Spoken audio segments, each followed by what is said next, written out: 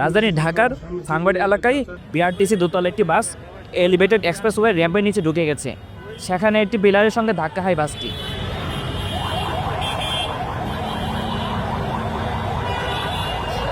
আজ মঙ্গলবার বেলা 11:30টার দিকে এ দুর্ঘটনা ঘটে।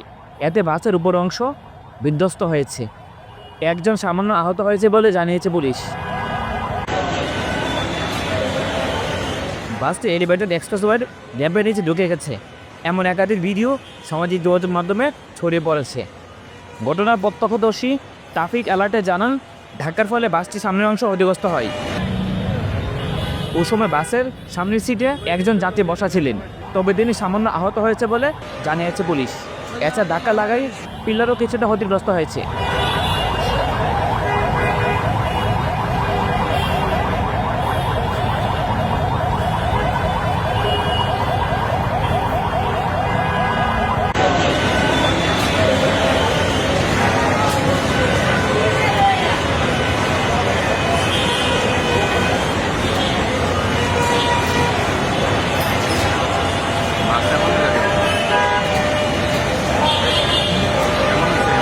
ওই জায়গাটা মারা দিচ্ছি যাত্রী ছিল না, যাত্রী আসুন না, ঘটনা মাথা বেঁচে গেছে, লাইন ভেঙে গেছে,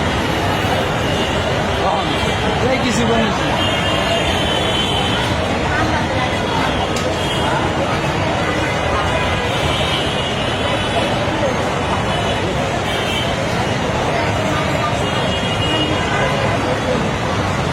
উঠবে আসলে এখন মাথার উঠবে ওই